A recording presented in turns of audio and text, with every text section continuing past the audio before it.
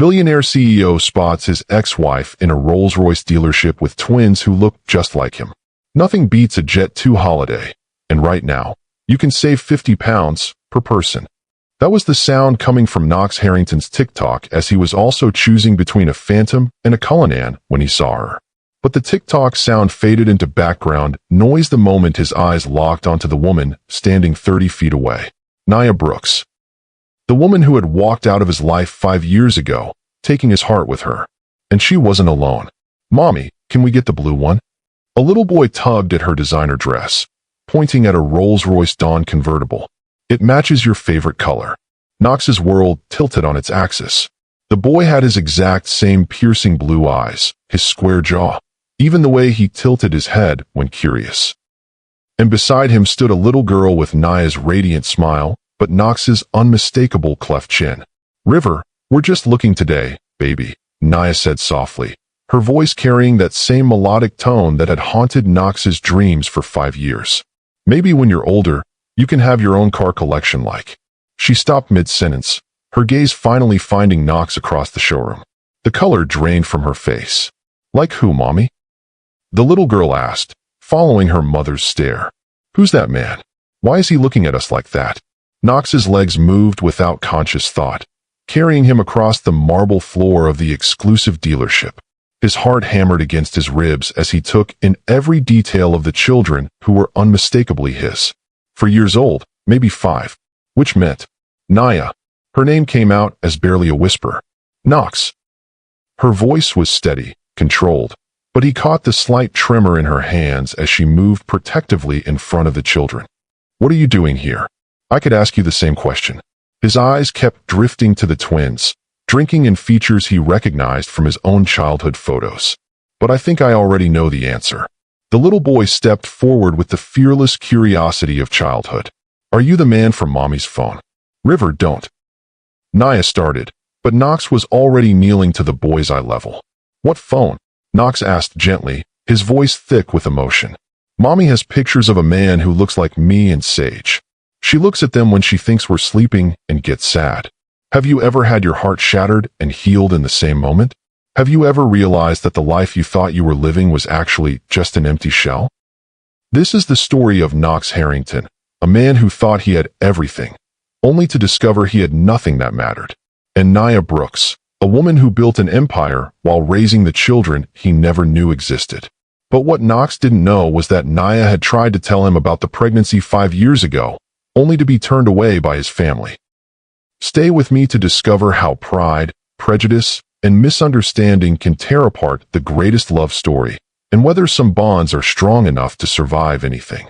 If you believe in second chances at love, hit that like button and let me know in the comments. 6 hours earlier, Knox Harrington stood in the floor-to-ceiling windows of his corner office on the 47th floor of the Harrington Global Enterprises building, staring out at the Manhattan skyline that he owned a significant piece of. At 32, he was worth more money than he could spend in several lifetimes, commanded respect in boardrooms across 6 continents, and had everything a man could want, except the one thing that mattered. "Mr. Harrington?" His assistant's voice crackled through the intercom. "Your 2 p.m. appointment is here." Knox didn't turn around. "Cancel it, Beverly. Cancel everything for the rest of the day." "Sir? You have the Tokyo merger meeting at 4 and the charity gala prep at 6. I said cancel everything."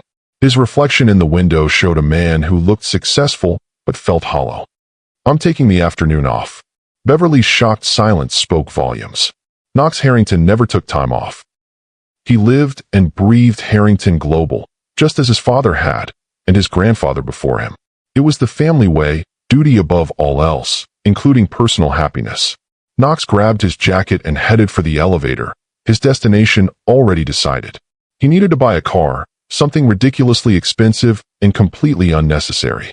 It was his go-to therapy when the emptiness threatened to swallow him whole.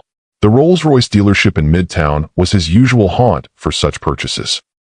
The staff knew him well enough to let him browse in peace while he fought off whatever demons were chasing him that particular day.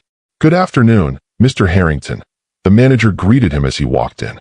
"The new Cullinan just arrived this morning. Shall I have someone show you the features?" "Just browsing today, Phillips. Don't mind me." Knox wandered through the showroom, his phone buzzing with TikTok notifications he'd been mindlessly scrolling earlier. The Jet 2 holiday ad was still playing on repeat as he moved between the luxury vehicles, each one representing a different form of beautiful distraction. That's when he saw her. 5 years melted away in an instant. Nia Brooks stood near the Dawn convertible, more beautiful than his memory had painted her. She wore a flowing emerald dress that hugged her curves perfectly, her natural hair styled in elegant locks that framed her face. She looked successful, confident, radiant, everything he'd always known she would become. And she was holding the hands of 2 children who looked exactly like him. Present moment. The confrontation, they're yours, aren't they? Knox's voice cracked as he stared at River and Sage. The little girl, Sage, was hiding behind her mother's legs now, her big blue eyes watching him with curiosity and caution. Nia's jaw tightened. We need to leave. Don't. Knox stood slowly, his imposing 6'3" frame making him seem even more overwhelming in the intimate space between the cars. Please, don't run away again. I didn't run away the first time. You chose your family's money over me, remember? The words hit Knox like a physical blow. It wasn't that simple. Wasn't it? Nia's voice remained calm, but fire flickered in her dark eyes. Your grandfather made it very clear that a black woman from the wrong side of Chicago would never be welcome in the Harrington family. And you stood there and let him. River tugged on Knox's expensive suit jacket. Mister, why are you making Mommy upset? She only gets that voice when someone's being mean to us. Knox looked down at his son, and felt his heart crack open. I'm not trying to be mean, buddy. I'm just surprised to see your mommy. We're old friends. Are you? Sage piped up from behind Nia, her voice tiny but fierce. Because Mommy said our daddy was someone who couldn't love us enough to stay. The innocent words were like a knife to Knox's chest. He looked at Nia, seeing the pain she'd tried so hard to hide behind her composed exterior. You told them I didn't want them? I told them the truth. Nia's voice was steady, but her hands shook slightly as she smoothed Sage's hair. That their father had other priorities. I didn't know. Knox's composure finally cracked, his voice echoing through the showroom. Nia, I swear to God, I didn't know you were pregnant. You never told me. Several other customers turned to stare, and Phillips the manager started moving toward them with concern etched on his face. Nia noticed the attention and made a quick decision. River, Sage, go look at the pretty cars over there. Stay where I can see you. The twins reluctantly obeyed, though River kept glancing back at Knox with undisguised fascination. I tried to tell you. Nia's voice dropped to a whisper, meant only for Knox's ears. I came to your office 6 weeks after we broke up. Your grandfather intercepted me in the lobby. Knox's blood ran cold. What did he say? He said you were engaged to Priscilla Worthington, that you'd moved on to someone more suitable. He offered me money to disappear and never contact you again. And you took it. Knox couldn't keep the accusation out of his voice. Nia's eyes flashed with anger. I told him to shove his money where the sun doesn't shine. But I also realized that if you could get engaged 6 weeks after telling me you loved me, then maybe I didn't know you at all. Knox ran his hands through his hair, a gesture Nia recognized from their relationship. He always did that when he was overwhelmed. I was never engaged to Priscilla. That was my grandfather's wishful thinking. Nia, if I had known. What? You would have done your duty? Married the pregnant black girl to avoid scandal. Nia shook her head. That's exactly what I didn't want. That's not what I meant. Then what did you mean, Knox? Because 5 years ago, when your family told you to choose between me and your inheritance, you chose the money. What would be different now? Knox looked across the showroom at River and Sage, who were now peering into the driver's seat of a Phantom, giggling at something they saw. His children. His babies, who didn't even know his name. Everything, he said quietly. Everything would be different.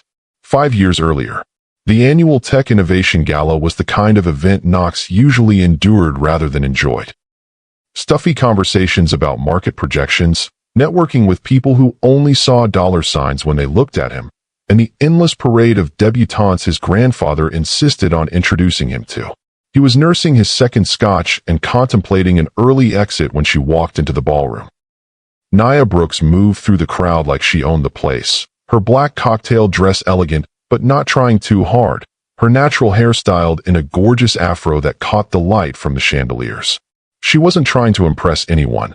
She was just authentically, unapologetically herself. Knox found himself mesmerized.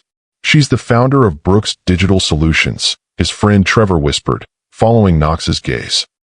"Started her company 3 years ago, and she's already pulling 7 figures in revenue. Word is, she's here looking for investors for her expansion." "Introduce me." Trevor raised an eyebrow. "Since when are you interested in tech startups?" "Since now." Knox made his way across the room, his confidence wavering slightly as he approached Naya. Up close, she was even more stunning. Warm brown eyes that seemed to see right through him, full lips curved in a polite smile, and an aura of intelligence that was more attractive than any physical feature. "Ms. Brooks." Knox extended his hand. "Knox Harrington. I was hoping we could talk about your company." Naya studied him for a moment, her handshake firm and professional. "Let me guess, you're another venture capitalist who thinks he can buy his way into the digital marketing revolution without understanding the first thing about it." Knox laughed, genuinely surprised by her directness. "Actually, I was going to ask if you'd like to get out of here and go somewhere we can have a real conversation.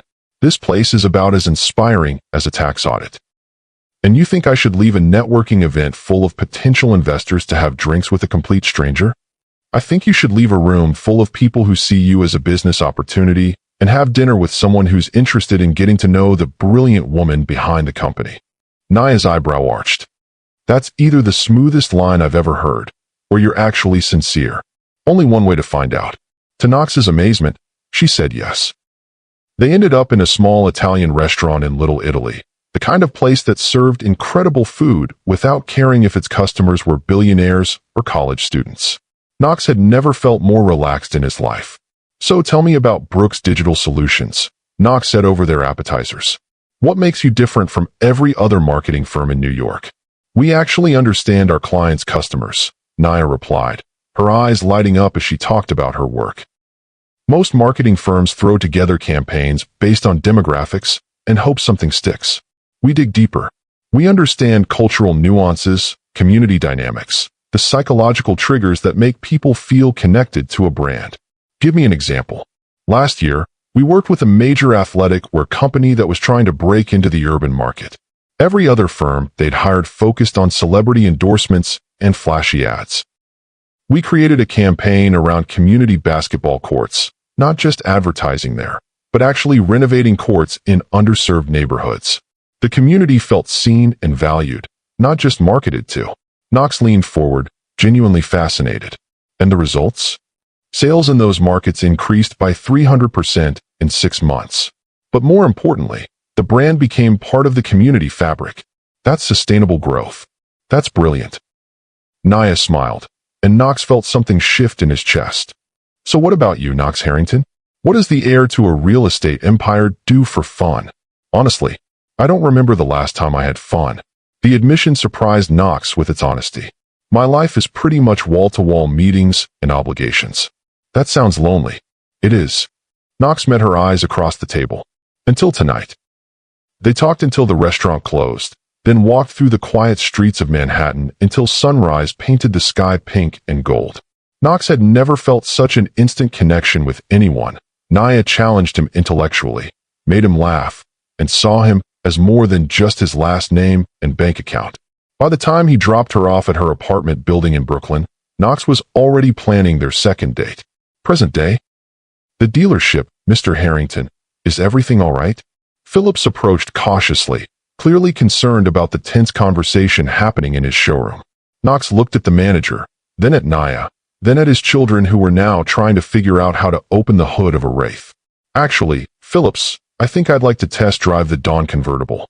The blue one, the blue one the children were looking at." "Of course, sir. I'll get the keys."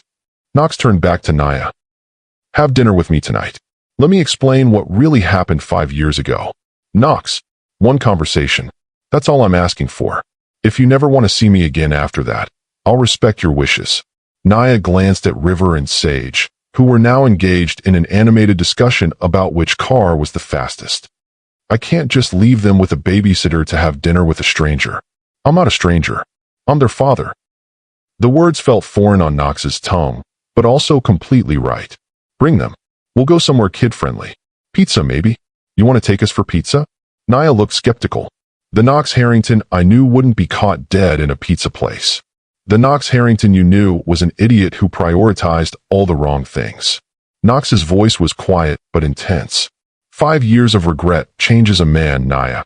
River came running over, his little face flushed with excitement. Mommy. Mommy. The nice man with the cars said we could sit in the driver's seat. Can we? Please. Knox knelt down to River's level again. What do you say, buddy? Want to pretend to drive a really fast car? Yes. River's enthusiasm was infectious. Sage. Come on. We get to be race car drivers. Sage approached more cautiously, but Knox could see curiosity winning out over shyness. Is it safe? Completely safe, Knox assured her. I'll make sure you don't accidentally start it up and drive away. That earned him a tiny giggle from Sage, and Knox felt like he'd won the lottery. As Phillips helped the twins into the driver's seat of various cars, Knox and Naya stood together in awkward silence, the weight of 5 years and countless unspoken words hanging between them. They're incredible, Knox said softly, watching River pretend to shift gears while making elaborate vrooming sounds. You've done an amazing job raising them. I had help, Naya replied, her guard still firmly in place. My mother moved up from Chicago. My sister pitched in when she could. We made it work. But you did it alone. The actual parenting, the day-to-day decisions, the middle-of-the-night fevers and bad dreams and first steps. You did all of that alone. Something in Knox's voice made Naya look at him more carefully. Yes, I did. I'm sorry. The words were simple, but loaded with genuine regret. I'm so fucking sorry, Naya. I should have been there for all of it. You didn't know? I should have known. I should have tried harder to reach you after we broke up. I should have questioned why you just disappeared. I should have done a lot of things differently. Naya was quiet for a long moment, watching her children play. Why did you let your grandfather run me off, Knox? You knew how he felt about me. You knew he would try something. Knox felt the familiar weight of shame settle on his shoulders. Because I was a coward. Because I'd spent my entire life doing what my family expected, and I didn't know how to break free from that. Because I was terrified that if I chose you, I'd lose everything. And if I lost everything, I wouldn't be worthy of you anymore. So instead, you lost me. Instead, I lost everything that actually mattered. The raw honesty in his voice finally cracked something in Naya's carefully constructed armor. Knox, Daddy, Daddy. River's voice rang out across the showroom, and Knox's heart stopped. What did you call me? Knox moved toward the car where River was sitting behind the wheel. Daddy, that's what you are, right? Sage said you look exactly like us, so you must be our daddy. Knox looked at Naya, his eyes asking permission. She nodded almost imperceptibly. Yeah, buddy, I'm your daddy. River launched himself out of the car and into Knox's arms with the complete trust that only children possess. Knox caught him, holding his son for the first time, and felt tears he'd been holding back for 5 years finally fall. Where have you been? River asked with 4-year-old directness. Mommy said you were busy, but Tommy's daddy is busy too, and he still comes to soccer practice. Knox looked over River's head at Naya, seeing his own pain reflected in her eyes. I was lost, buddy. But I'm here now, and I'm never going to be lost again. Sage approached more cautiously, studying Knox with the same intensity he recognized in himself. Are you going to stay this time? The question hit Knox like a physical blow. I'm going to try, sweetheart. If your mommy says it's okay. 3 pairs of eyes turned to Naya, 2 small and hopeful, 1 large and desperate. She felt the weight of the decision, knowing that whatever she said next would change all of their lives forever. We can try, she said finally, but slowly and carefully. These babies have been through enough disappointment. Knox nodded, understanding the warning beneath her words. Whatever you need, whatever rules you want to set. I want to be part of their lives. Part of your life. Pizza, River announced suddenly. You said we could get pizza? Can we go now? I'm starving. Knox laughed, a sound of pure joy that he hadn't heard from himself in years. Pizza it is. Phillips, I'll take the Dawn. Have it delivered to my office Monday. Of course, Mr. Harrington. As they walked out of the dealership together, Knox carrying River while Sage held tightly to Naya's hand, Knox felt something he hadn't experienced since the day Naya walked out of his life. Hope. The tension is building. Drop a like if you're feeling Knox's regret right now. Tony's Pizza Palace. 2 hours later. The restaurant Knox chose was about as far from his usual five-star establishments as possible. Red checkered tablecloths, arcade games beeping in the corner, and the cheerful chaos of families enjoying casual meals together. Knox looked completely out of place in his expensive suit, but he'd never felt more comfortable anywhere in his life. "This place is awesome," River announced, bouncing in his booster seat. "Can I get extra cheese? And pepperoni? And those little round meat things." "Sausage," Sage corrected with the patience of an older sister, even though they were only minutes apart. "They're called sausage, River." "I like sausage," River declared. "Daddy, do you like sausage?" Knox's heart still skipped every time River called him Daddy, so naturally. "I like whatever you like, buddy." Naya watched the interaction with a mixture of wonder and wariness. "You don't have to agree with everything they say, Knox. Part of being a parent is setting boundaries." "I'm still learning," Knox admitted. "Give me time to figure out the parent thing." "How much time?" The question came from Sage, who had been quietly observing everything. "Because Mommy says people who make promises and don't keep them are not good people." Knox turned his full attention to his daughter, recognizing her cautious intelligence. "That's very wise advice from your mommy. How about this? I promise to always tell you the truth, even when it's hard. And if I can't keep a promise, I'll explain why." "Deal." Sage considered this seriously. "Deal. But I have questions." "I'm ready. Why didn't you come to our birthday parties? We always wish for a daddy on our birthday candles." Knox felt like he'd been punched in the chest. He looked at Naya, who was staring intently at her pizza, then back at Sage. "I didn't know about your birthday parties, sweetheart. I didn't know you existed until today. But now that I do know, I promise I'll never miss another birthday. Never ever. Never ever." River had been following the conversation with growing excitement. "Does this mean you're going to live with us now? Like Tommy's daddy?" Knox and Naya both tensed. This was moving too fast, getting too complicated for a first meeting. "Adults have to figure out things like that slowly," Naya said gently. "For now, we're just getting to know each other." "But he's our daddy," River protested. "Daddies are supposed to live with their kids. That's what all the movies say." Knox reached across the table and touched River's small hand. "Movies aren't always like real life, buddy. Sometimes families are more complicated. But what matters is that people love each other and take care of each other, even if they don't all live in the same house." "Do you love us?" Sage asked with devastating directness. Knox felt his throat close up. "I've loved you since the moment I saw you today. And I loved you before I even knew you existed, because you're part of your mommy, and I never stopped loving her." The admission hung in the air between them. Naya's fork froze halfway to her mouth, and Knox realized he'd said too much, too soon. "You love Mommy?" River's eyes were wide with excitement. "Are you going to marry her? Can I be the ring boy?" Tommy was the ring boy at his aunt's wedding, and he got to wear a tuxedo. "Ring bearer," Sage corrected again. "And nobody's getting married, River. Grown-ups don't just get married because they have kids together." Knox was amazed by Sage's maturity, but also heartbroken by it. His 4-year-old daughter already understood that families could be complicated, that love didn't always mean being together. "Your sister's right," Knox said carefully. "Marriage is something that happens when two people decide they want to be partners for their whole lives. It's not something you rush into." "But you said you love Mommy," River persisted. "I do love your mommy. But loving someone and being ready to be their partner are different things. I need to prove that I've learned how to be a good partner before your mommy would even consider trusting me with something that important." Naya looked up at Knox with surprise. The old Knox would have assumed he deserved her trust, would have expected his declaration of love to be enough. This version seemed to understand that trust had to be earned. "How do you prove that?" Sage asked, always looking for concrete information. "By showing up," Knox said simply. "By keeping my promises. By putting your family's needs before my own wants. By being consistent and reliable and honest, even when it's hard." "That sounds like a lot of work," River observed. Knox laughed. "The best things in life usually are a lot of work, buddy."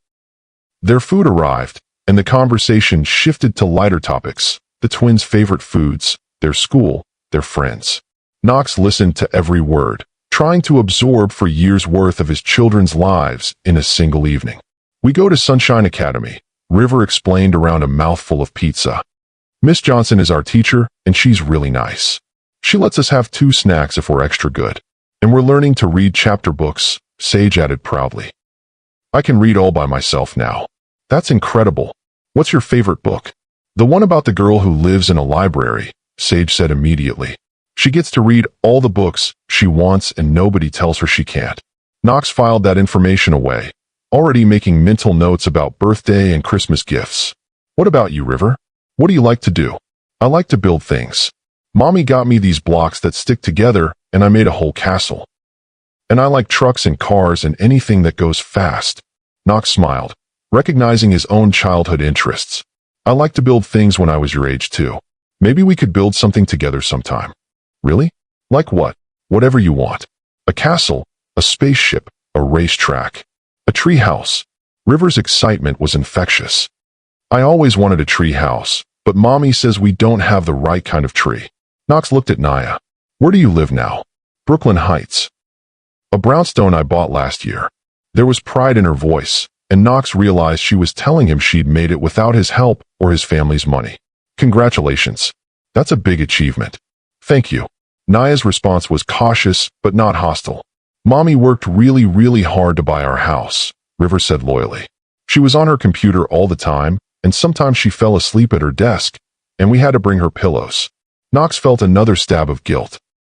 While he'd been wallowing in his regret and self-pity, Naya had been building a life and a career while raising their children. Your mommy is the smartest, strongest person I know, Knox said sincerely. You're lucky to have her. We know, Sage said matter-of-factly. She tells us we can be anything we want to be if we work hard and be kind to people. That's very good advice. She also says that people who have more than others should help people who need help, River added. That's why we volunteer at the food bank every month.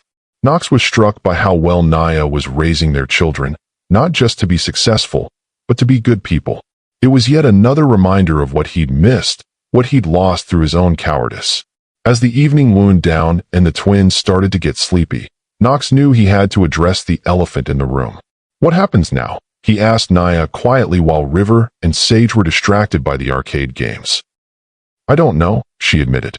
This isn't exactly a situation they cover in parenting books. Can I see them again? Soon. Naya was quiet for a long moment.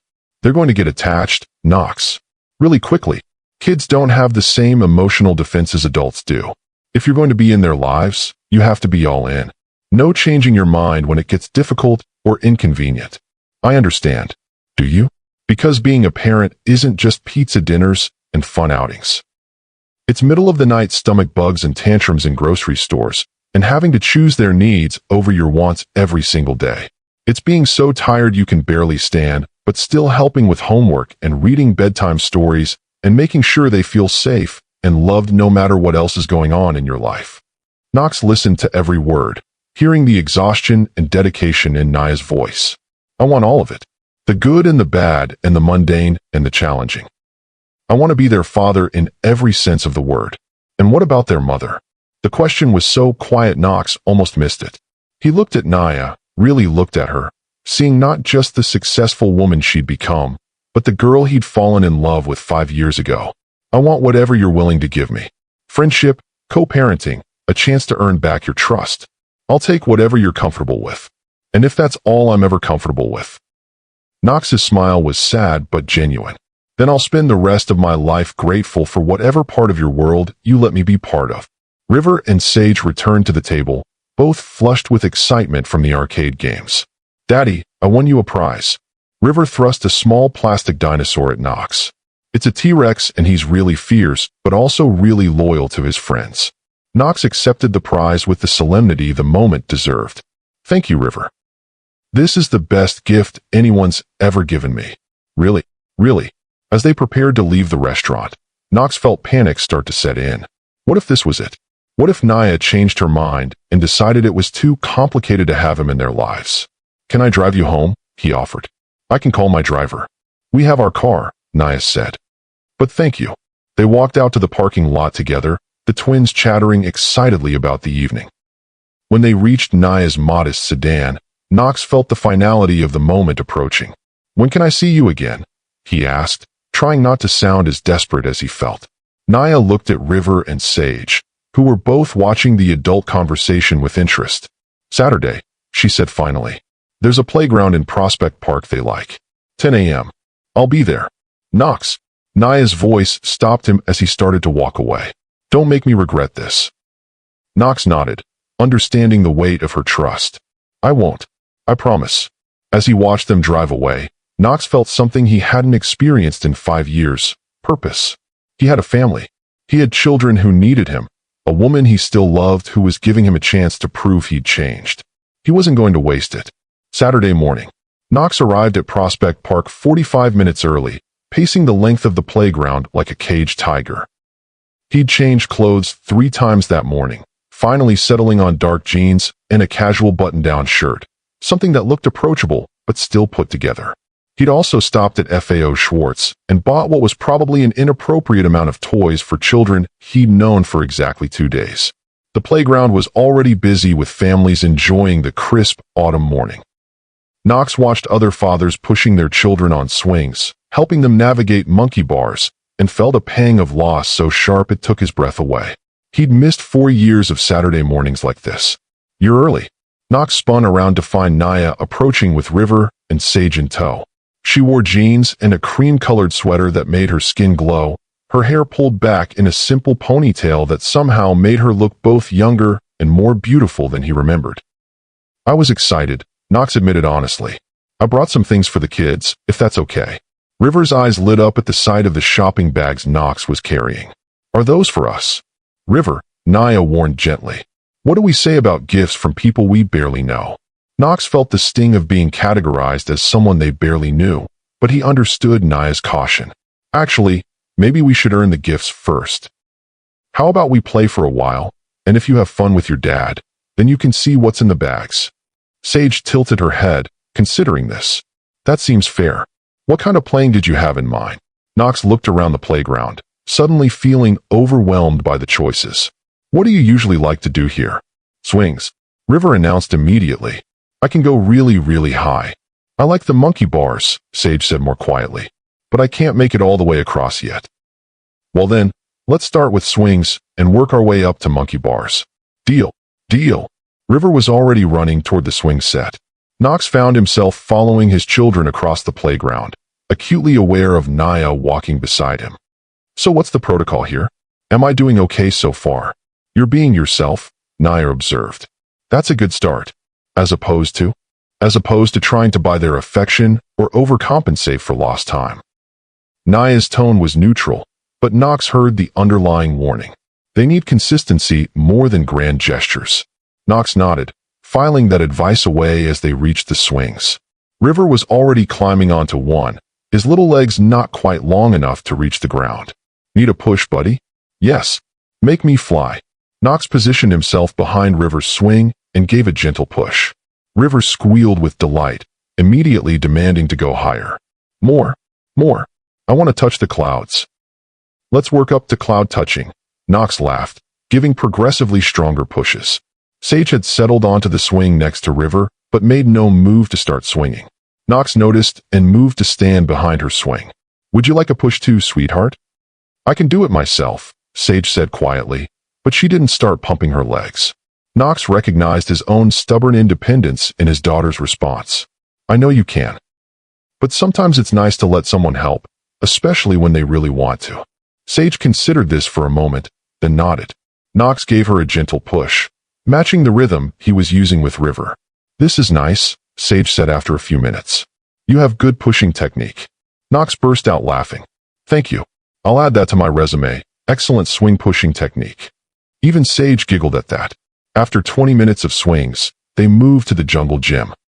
Knox found himself crawling through tunnels designed for people a quarter his size, spotting the twins as they navigated obstacles, and generally making a fool of himself in the name of fatherhood. And he'd never been happier. Daddy, come see. River called from the top of a climbing structure. I'm the king of the castle. Knox dutifully climbed up the child-sized ladder, his knees protesting the entire way. This is an excellent castle, Your Majesty. Very impressive fortifications. Do you know about castles? River asked seriously. A little bit. I know they were built to keep families safe from danger.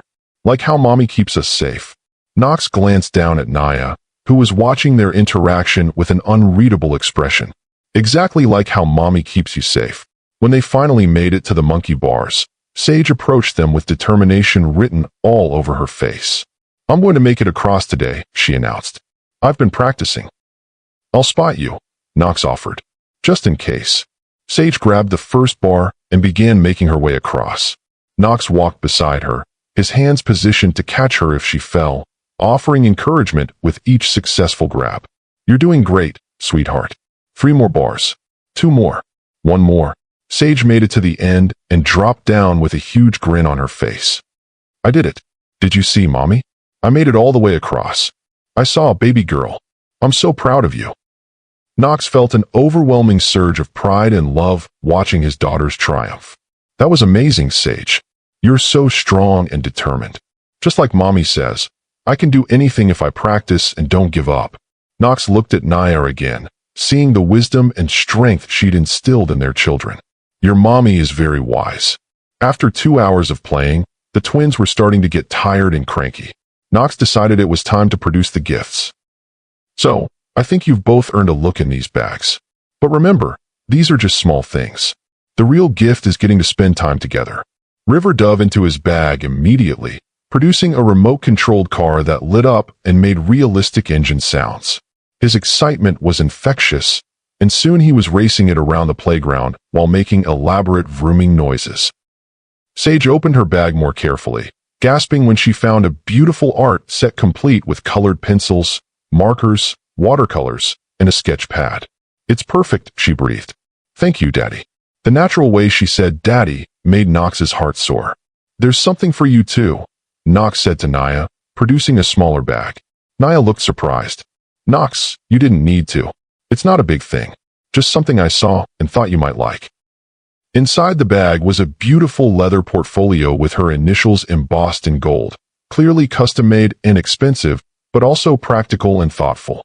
It's for your client presentations, Knox explained when he saw her examining it. I know you're still building your business, and first impressions matter. Naya was quiet for a long moment, running her fingers over the smooth leather. Thank you. It's beautiful. You're welcome. As they walked back toward the parking area, River tugging his new car along beside him and Sage clutching her art supplies, Knox felt a contentment he'd never experienced before. Can we do this again next week? River asked as they reached Naya's car. Knox looked at Naya hopefully. If your mom says it's okay. We'll see, Naya said diplomatically. Say goodbye to Knox. Both twins hugged Knox enthusiastically, and he found himself memorizing the feeling of their small arms around his neck. I had the best time, he told them sincerely. Thank you for playing with me.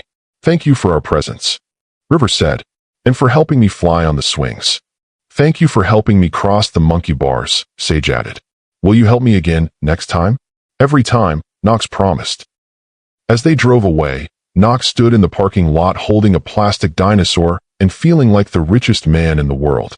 Monday morning, Knox was in the middle of a video conference with investors in Tokyo when his assistant Beverly knocked on his office door.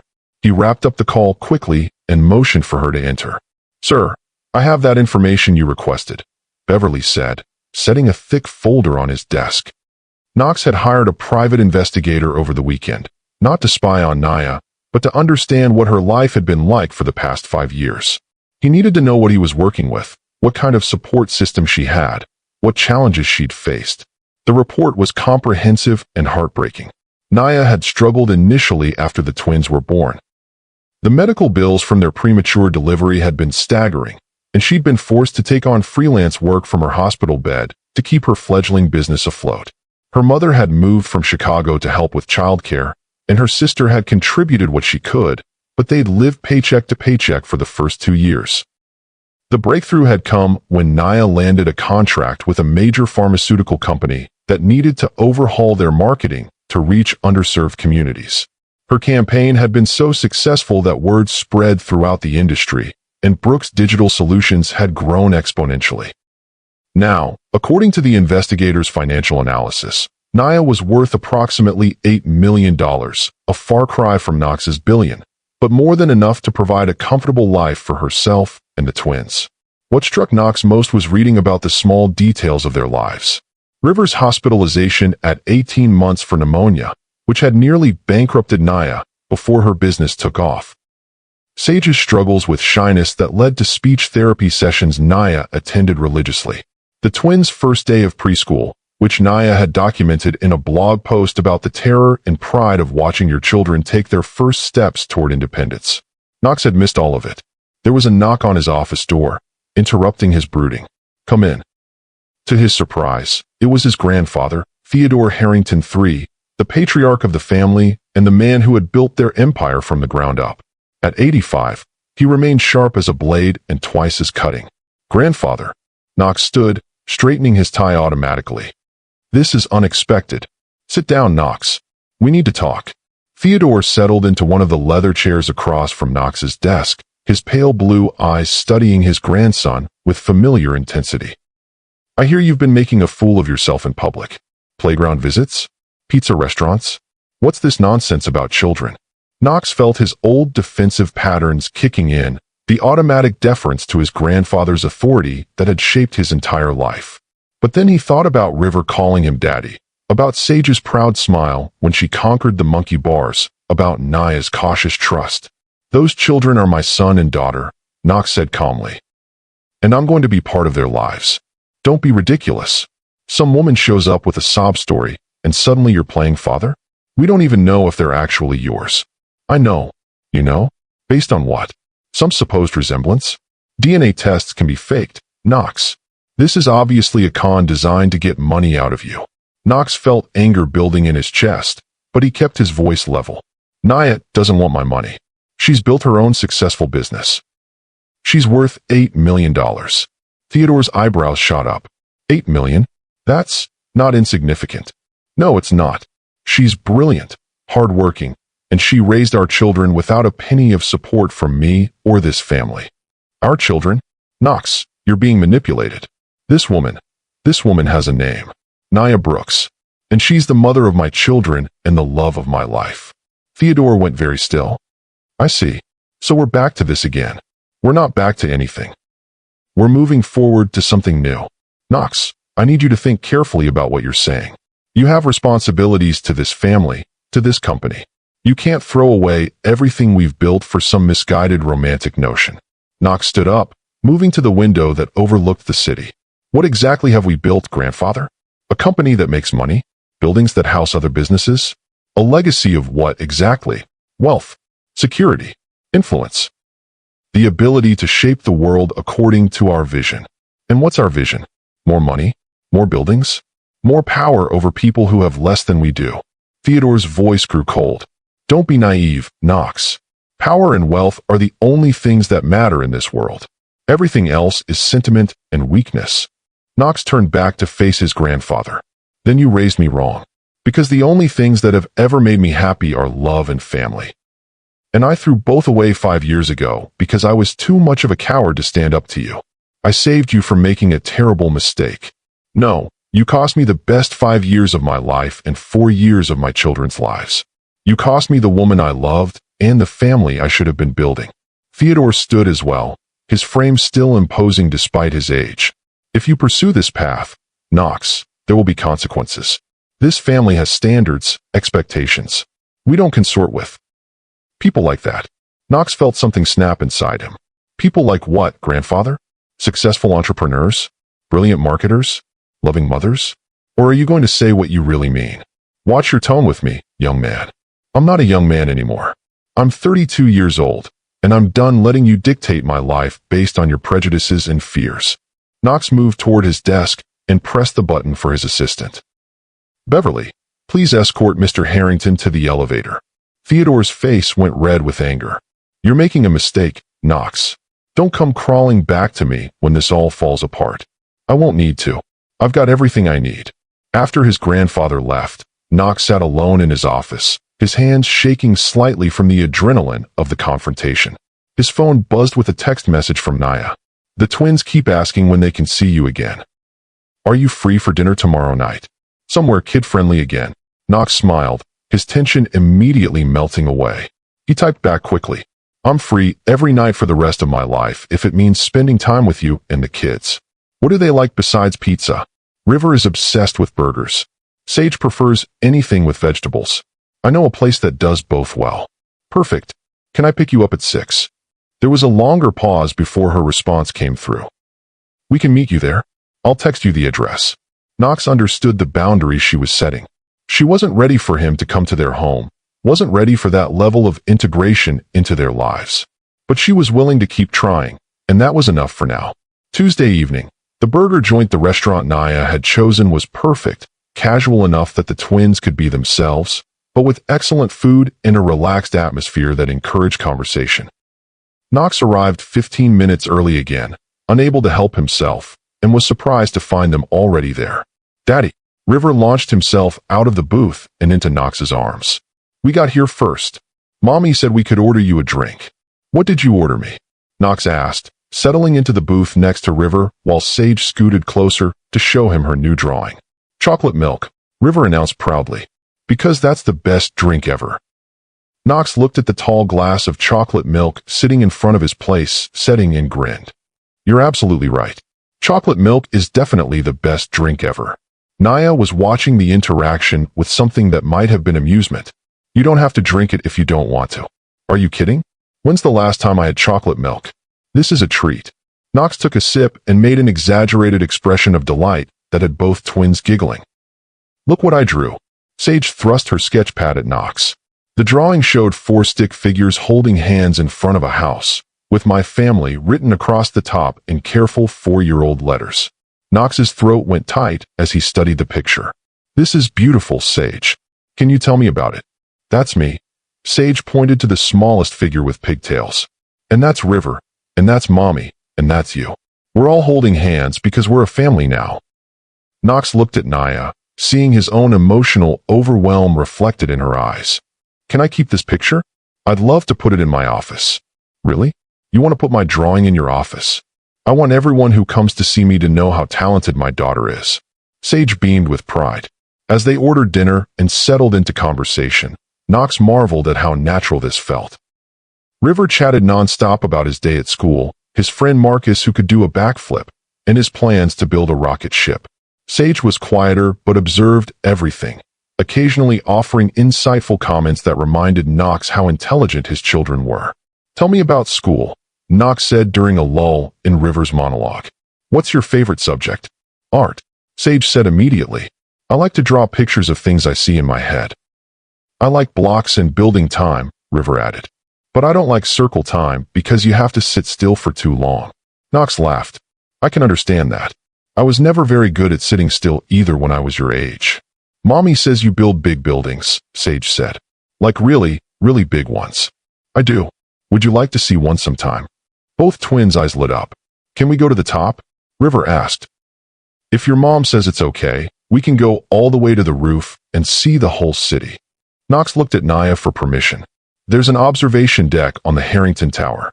It's completely safe, and the view is incredible. Please, Mommy. River was practically bouncing in his seat. Can we see Daddy's building? Naya hesitated, and Knox could see her internal struggle. Visiting his building would be crossing another boundary, moving from neutral public spaces into his world. Maybe, she said finally.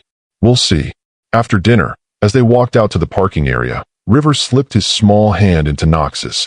The simple gesture hit Knox like a physical blow, the trust, the affection, the easy acceptance that only children possessed. Daddy, will you come to my soccer game on Saturday? River asked as they reached Naya's car. Knox looked at Naya questioningly. You play soccer? Just started this season, Naya explained. It's recreational league, nothing too serious. Games are at 10 a.m. in Prospect Park. I would love to come to your soccer game, Knox told River. What position do you play? All of them, River said proudly.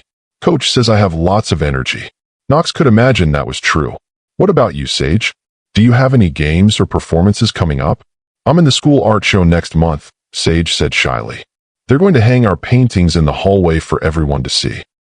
That's wonderful. I'd love to see your painting when it's displayed. Really, really, I'm very proud of both of you.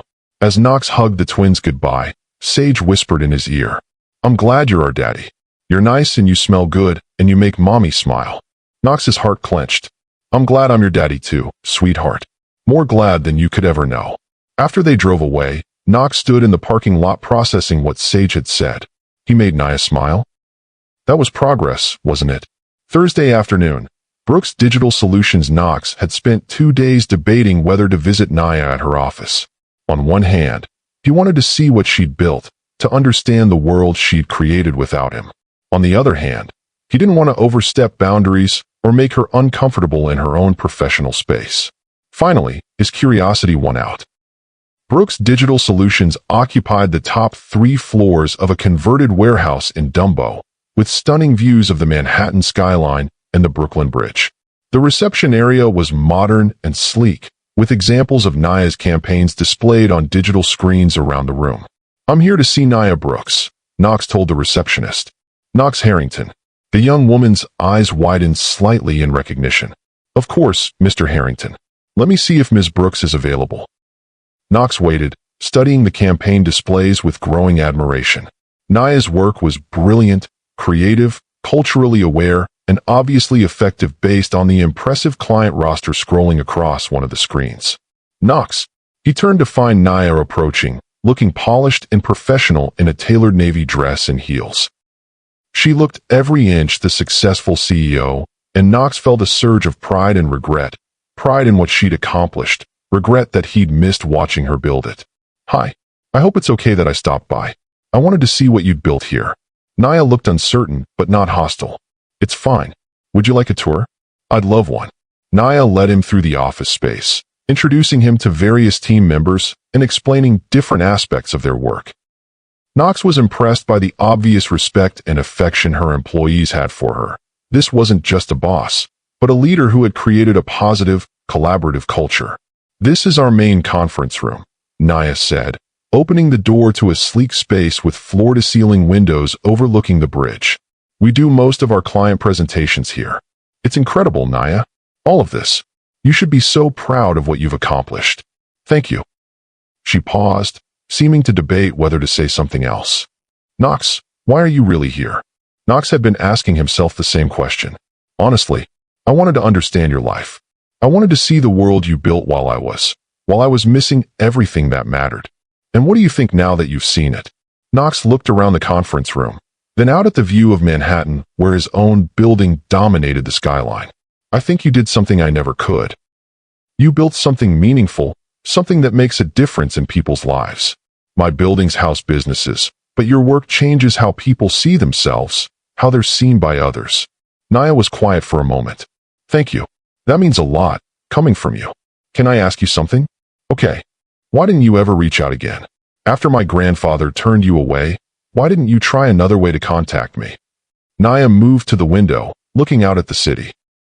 Because 6 weeks later, I saw the engagement announcement in the society pages. You and Priscilla Worthington, the perfect society wedding plan for the following spring. Knox's blood ran cold. What engagement announcement? It was in the Times. A big spread about how 2 of New York's most prominent families were joining together. Nia, there was never an engagement. I never proposed to Priscilla. I barely even dated her. Nia turned back to face him, confusion clear on her face. But the announcement? Was my grandfather's wishful thinking made public without my knowledge or consent? I was furious when I saw it. I called the Times and had them print a retraction, but by then I was 6 months pregnant and had already decided you'd moved on. They stared at each other across the conference room, the weight of years of misunderstanding settling between them. Jesus, Nia. All this time, you thought I'd gotten engaged weeks after we broke up? What was I supposed to think? Your grandfather told me you were with someone more suitable, and then I saw it in print. Knox sat heavily in one of the conference chairs. We're both idiots. Excuse me. You should have tried harder to reach me. I should have tried harder to reach you. We should have trusted each other more than we trusted other people's versions of the truth. Nia sat down across from him. Maybe. But Knox, even if there hadn't been the engagement announcement, even if I had told you about the pregnancy, what would have really happened? Would you have stood up to your family then? Would you have chosen me over their expectations? It was the question Knox had been asking himself for 5 years. I don't know. I want to say yes, but honestly, I don't know if I was strong enough then. And now, Knox met her eyes directly. Now I know what life feels like without you and the kids. Now I know that all the money and success in the world means nothing if you don't have love and family. Now I'd choose you over everything else without a moment's hesitation. It's easy to say that when you're not actually being forced to choose. Before Knox could respond, Naya's assistant knocked on the conference room door. Ms. Brooks, your 3 p.m. is here. Thank you, Janet. I'll be right there. Naya turned back to Knox. I have to take this meeting. Of course. Knox stood to leave, then paused. Naya, would you consider having dinner with me? Just the two of us, without the kids. I think we need to have some conversations without 4-year-old translators. Naya hesitated. Knox, I'm not asking for a romantic evening. I'm asking for a chance to talk honestly about where we've been and where we might be going. As co-parents, if nothing else. As co-parents, Naya repeated slowly. As co-parents. Okay, Friday night. But somewhere public, and I drive myself. Absolutely. I'll make reservations somewhere nice, but not too intimate. Send me your preferences, and I'll handle the details. As Knox left Brooks Digital Solutions, he felt like he was making progress. Slowly, carefully, but progress nonetheless. Friday night. Dinner. Knox had chosen a restaurant in Manhattan that was upscale enough to feel special, but busy enough to feel safe. He arrived early, as had become his habit, and spent the time reviewing what he wanted to say to Naya. When she walked in, Knox's breath caught. She wore a simple black dress that highlighted her natural elegance, her hair loose around her shoulders in the way he remembered from their early days together. She looked beautiful, confident, and slightly nervous. You look incredible, Knox said as she approached the table. Thank you. You look good too. They ordered wine and spent the first few minutes in polite conversation about the restaurant, the food, neutral topics that kept them both comfortable. But eventually, Knox knew they had to address the elephant in the room. Naya, I owe you an apology.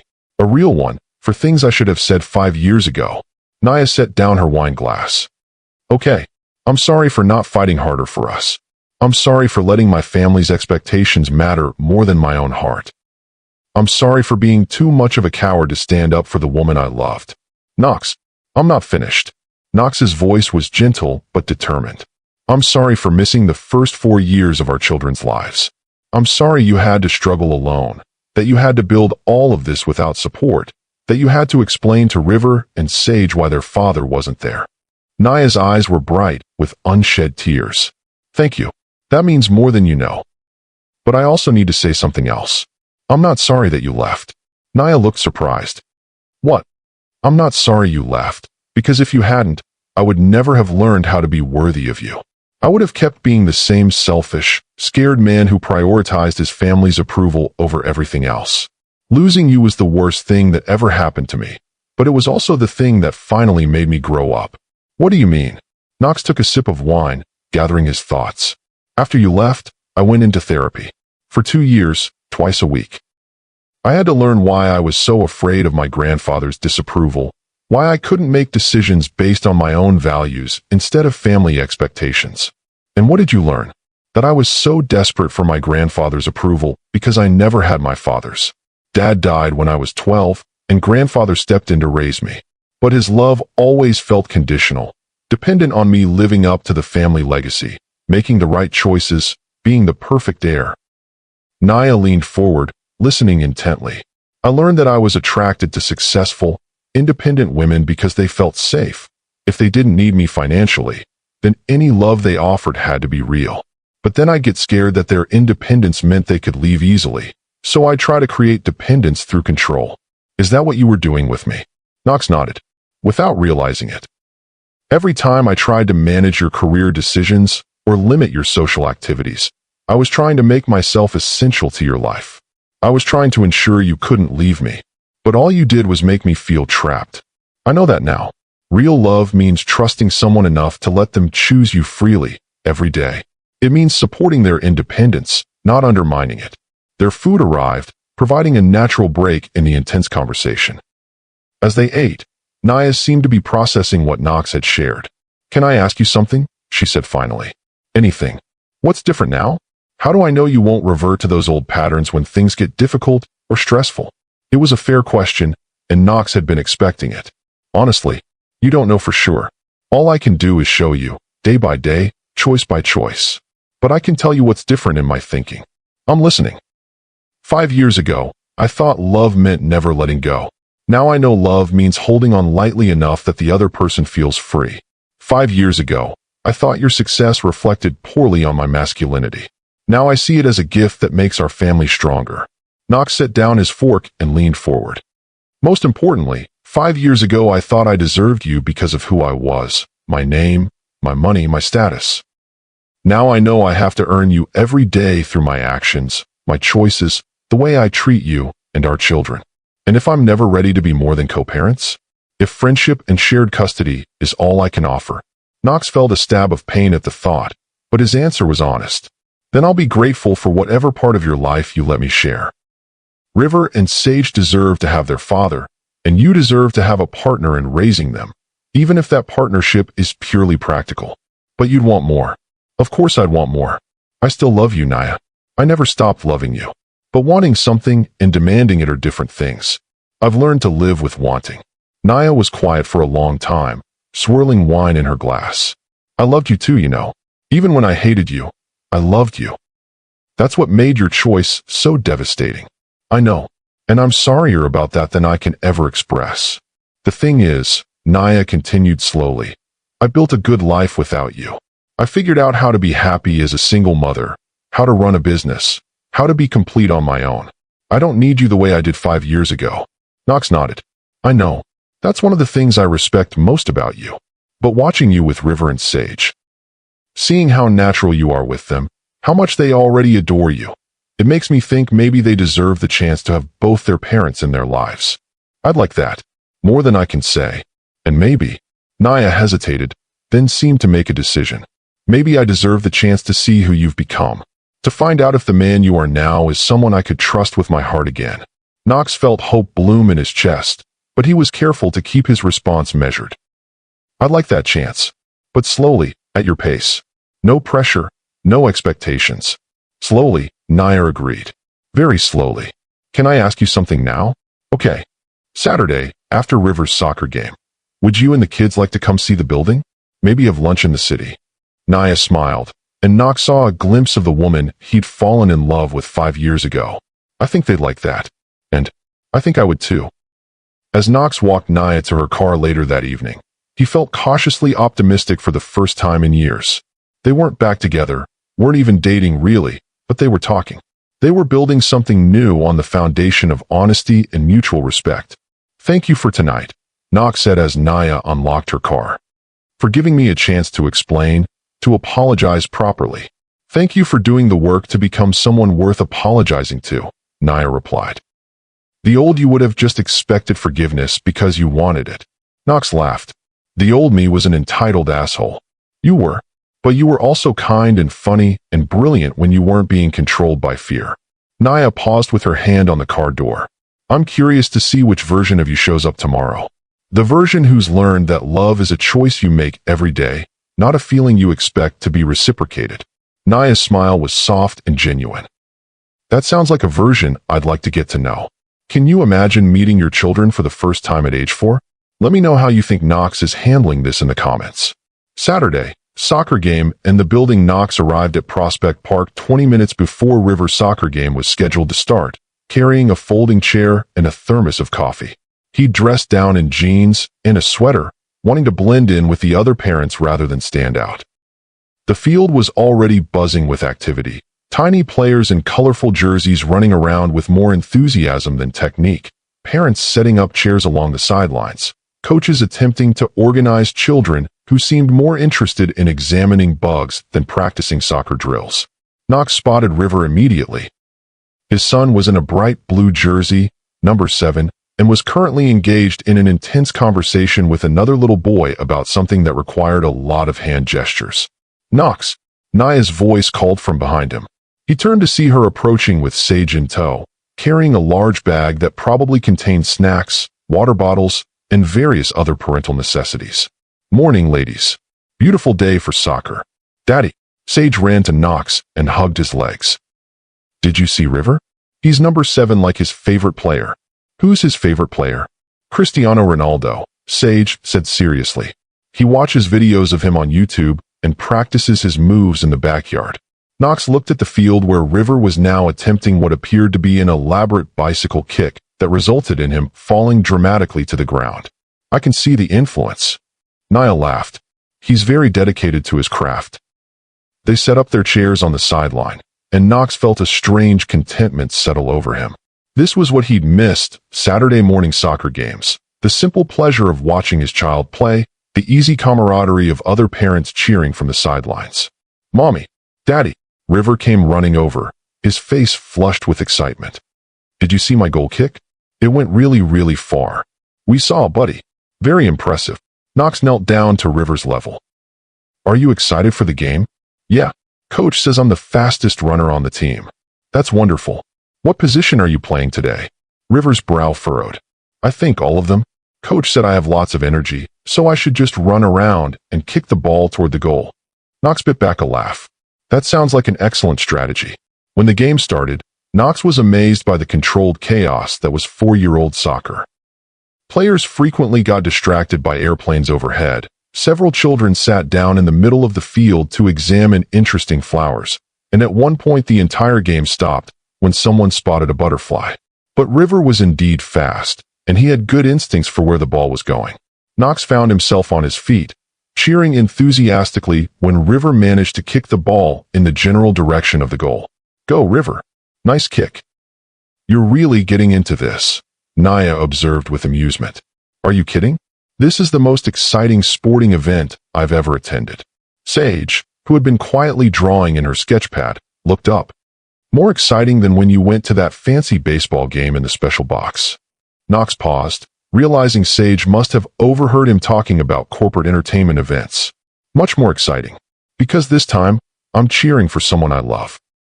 The game ended in a 3-2 victory for River's team, though Knox suspected the score was somewhat arbitrary given the general enthusiasm for rule following among 4-year-olds. River came running off the field, sweaty and grinning. "Did you see? Did you see? I kicked the ball and it went in the goal." "We saw. You were amazing." Knox scooped River up in a hug, not caring that his son was covered in grass stains and dirt. "Can we go see your building now? You promised we could go to the top." Knox looked at Nia. "If you're still up for it, let's do it. But can we stop at home first so River can change clothes? He's more dirt than boy at this point." "Of course." An hour later, they were standing in the lobby of Harrington Tower, Knox's flagship Manhattan building. The twins were wide-eyed at the marble floors, soaring ceilings, and general grandeur of the space. "You really work here every day?" Sage asked, her voice echoing slightly in the vast lobby. "I do."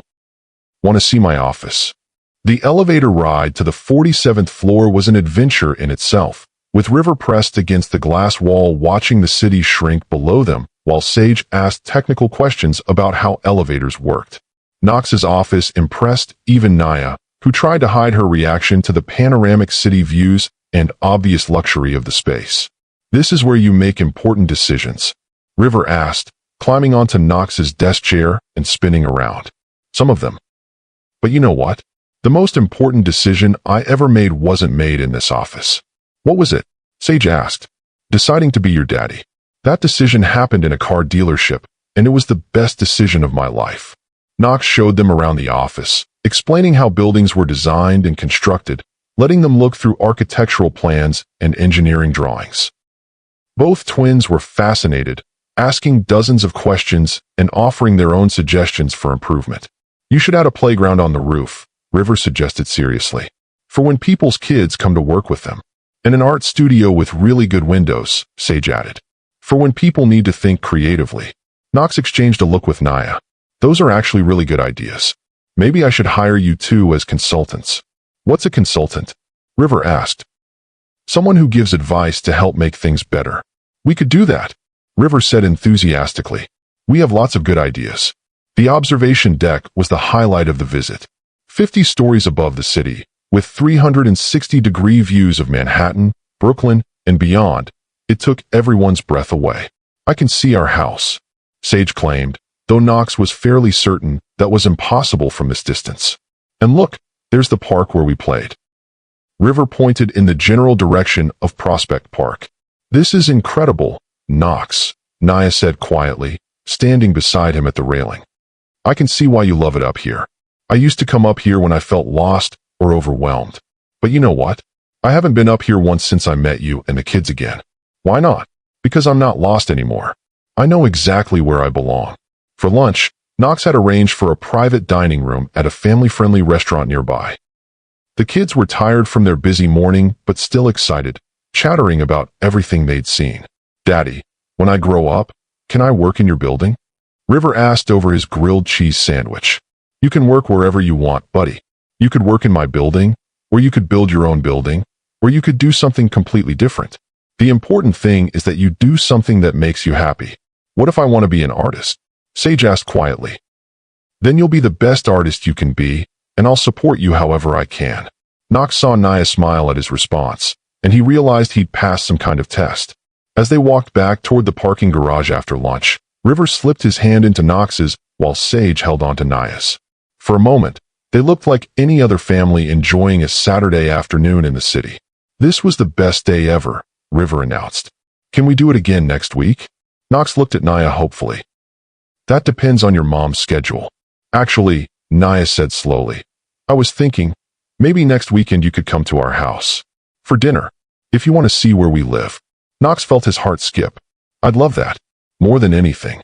Saturday at 6? Fair warning, it's going to be chaos. I'm not the world's best cook, and the kids will probably want to show you every toy they own. That sounds perfect. As Knox watched them drive away that evening, he reflected on how much his life had changed in just 2 weeks. He had gone from being a successful but empty man to being someone's father, someone's potential partner, someone who mattered to people who mattered to him. For the first time in 5 years, Knox Harrington was exactly where he wanted to be. The following Saturday, Naya's house. Knox stood on the front steps of Naya's Brooklyn Heights brownstone, holding a bottle of wine and a bouquet of flowers, more nervous than he'd been for any business meeting in his life. This was Naya's sanctuary, the home she'd built for herself and their children, and being invited inside felt like a monumental step forward. The door opened before he could knock, revealing River in pajamas despite it being only 6 p.m. Daddy, you're here. Mommy said you were coming for dinner, and I've been waiting and waiting and waiting. I've been looking forward to it all week. Buddy, are those dinosaur pajamas? Yeah, want to see them roar? River proceeded to demonstrate the roaring capabilities of his pajamas with great enthusiasm. River, let him inside before you scare the neighbors, Naya called from somewhere deeper in the house. Knox stepped into the front hallway and was immediately struck by how warm and welcoming the space felt. Unlike his sterile penthouse, this was clearly a home where people lived and loved and laughed. Children's artwork covered the refrigerator, toys were scattered in comfortable corners, and the whole place smelled like something delicious cooking. Knox, Naya appeared from the kitchen, wearing jeans and a simple blouse, an apron tied around her waist. She looked beautiful and domestic and completely at ease in her own space. Welcome to our chaos. It's perfect, Knox said honestly. Thank you for having me. These are for you. He offered the flowers, a mixed bouquet in autumn colors that he'd chosen because they reminded him of the beauty he saw in Naya. They're beautiful. Thank you. Naya accepted the flowers with a smile that made Knox's chest tight. Sage is upstairs changing clothes. She's been planning her outfit for this dinner all week. Really? Really? Apparently, having dinner with your father is a dress-up occasion. Before Knox could respond, Sage appeared at the top of the stairs in a purple dress with matching tights, her hair carefully styled with small braids. Do I look nice? She asked seriously. You look absolutely beautiful, sweetheart. Like a princess. Sage beamed and carefully made her way down the stairs. Can I show you my room? River asked immediately. And my toys? And my books? And my... Let him get settled first. Naya interrupted gently. Dinner will be ready in about 20 minutes. Knox, would you like a drink? I have wine, beer, or... She grinned. Chocolate milk. Wine sounds perfect. And I'd love to see their rooms, if that's okay. Of course. Fair warning, River's room looks like a toy store exploded. The house tour was everything Knox had hoped for and more. River's room was indeed an explosion of trucks, building blocks, and stuffed animals. The walls were covered with his artwork and photos of him and Sage at various stages of their young lives. Sage's room was more organized, but equally personalized. Her drawings were carefully displayed, and she had a small easel set up by the window where she clearly spent time creating. "This is where I draw pictures of things I see in my dreams," Sage explained, showing Knox a sketch of what appeared to be a castle in the clouds. "It's beautiful. You're very talented. Mommy says talent is just practice in disguise." Knox smiled. "Your mommy is very wise." The living room was comfortable and lived in, with a large sectional sofa covered in soft blankets and throw pillows. Family photos covered the mantel and side tables, pictures of Naya with the twins, of Naya's mother visiting from Chicago, of birthday parties and holidays and ordinary moments that made up a life. Knox paused at a photo of the twins as newborns, tiny and red-faced in the NICU. "They were born 6 weeks early," Naya said quietly, coming to stand beside him. "Scared me to death. They're so small. 3 pounds each. But fighters, right from the start." Knox studied the photo, imagining Naya sitting beside those incubators, alone and terrified, while he was going about his life completely unaware that his children existed. "I should have been there," he said softly. "You didn't know. I should have known. I should have tried harder to find you." Naya touched his arm gently. "We can't change the past, Knox. We can only decide what to do with the future." Dinner was a revelation. Naya had made roast chicken with vegetables, nothing fancy, but cooked with obvious care and love. The twins chattered throughout the meal, telling Knox about their friends at school, their favorite books, their plans for Halloween costumes. "I want to be a superhero," River announced. "One who builds things instead of just fighting bad guys." "What about you, Sage?" Knox asked. "An artist, but one who travels around the world painting pictures of beautiful places." "Those both sound like excellent career choices." After dinner, they moved to the living room where the twins insisted on showing Knox their favorite books. He found himself on the couch with a child on each side, reading stories about brave princesses and adventurous bears. "Will you do the voices?" River asked. "Mommy does really good voices." Knox looked at Naya, who was watching from the doorway with an expression he couldn't quite read. "I can try, though I'm probably not as good as Mommy." He did his best with the character voices, making River giggle and earning Sage's serious approval. When both children started yawning, Naya declared it bedtime. "But we want Daddy to tuck us in," River protested. Knox looked at Naya questioningly. Tucking them in felt like another boundary, another step into the intimate circle of their family life. "If he wants to," Naya said softly. "I'd love to." Tucking in his children for the first time was an experience Knox knew he'd remember for the rest of his life. River wanted 3 stories, 2 glasses of water, and extensive discussion about whether monsters could be defeated with kindness. Sage was more efficient, but required her stuffed elephant to be positioned just right and her nightlight adjusted to the proper brightness. "Daddy," Sage said as Knox was about to turn off her light. "Yes, sweetheart." "Are you going to be here tomorrow?" The question hit Knox square in the chest. "Not tomorrow, but I'll see you again very soon. I promise. But will you be here for breakfast sometime?" Knox glanced toward the doorway where Naya was standing. "That's something I have to discuss with your mommy." "I hope so," Sage said sleepily. "I like having a daddy." When Knox came back downstairs, Naya had opened a bottle of wine and was curled up on the couch. "They're incredible," Knox said, settling beside her. "You've done such an amazing job raising them." "Thank you. It hasn't always been easy, but they're worth everything." They sat in comfortable silence for a while, sipping wine and listening to the sounds of the house settling around them. "Can I ask you something?" Naya said eventually. "Anything. What do you want, Knox? Long term, I mean. What's your ideal outcome from all of this?" Knox set down his wine glass and turned to face her fully. "Honestly, I want everything. I want to be River and Sage's father in every sense of the word. I want to be here for bedtime stories and soccer games and art shows and scraped knees and teenage heartbreak. I want to co-parent with you, to make decisions together, to share the responsibility and the joy. And personally, what do you want from me?" Knox took a deep breath. "I want the chance to fall in love with you all over again. I want to court you properly this time, to earn your trust and your heart. I want to wake up next to you and go to sleep holding you and build a life together that's based on partnership and respect instead of control and fear." Naya was quiet for a long moment. That's a lot to want. I know. And I know I have no right to any of it. But you asked what I wanted, not what I expected. What if I'm not ready for all of that? What if I can only give you part of it? Then I'll be grateful for whatever part you can give. Naya, 5 years ago I lost you because I demanded everything immediately and didn't respect your boundaries. I'm not going to make that mistake again. Naya studied his face in the soft lamplight. You really have changed, haven't you? I've tried to. I'm still trying to. Knox. Yeah. Kiss me. Knox's heart stopped. Are you sure? I'm sure. Knox leaned forward slowly, giving her time to change her mind, and gently touched his lips to hers.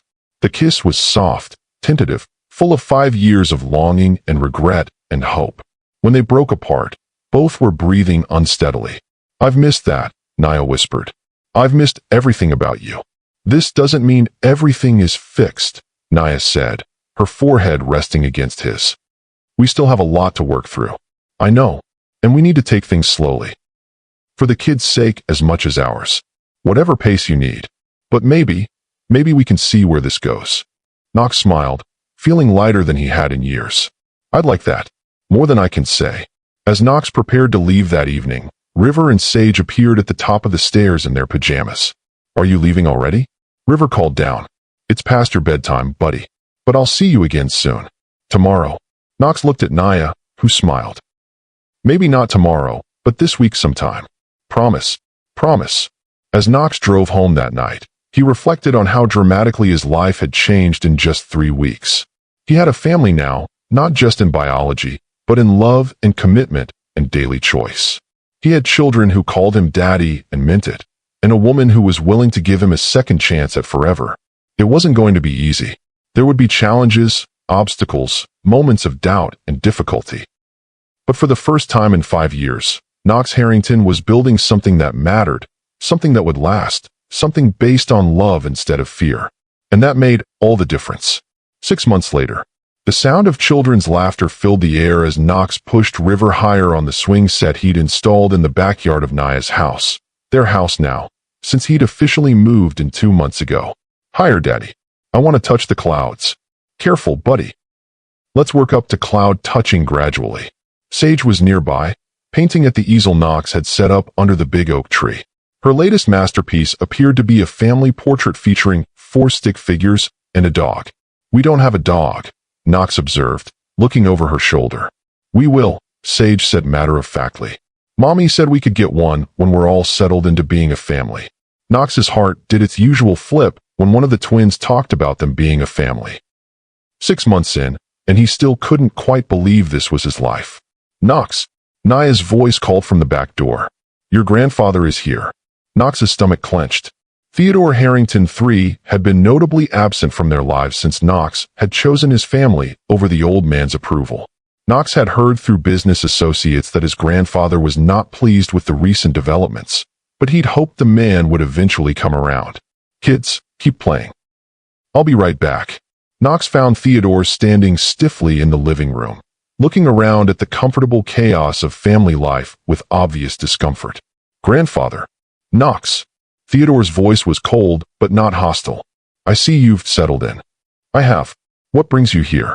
Theodore was quiet for a moment, studying a photo on the mantle of Knox with River and Sage at the zoo. I wanted to see them. My great-grandchildren. Knox felt a flicker of hope. They're in the backyard. But I need to know, are you here to accept them, or to cause trouble? I'm here because a man should know his family.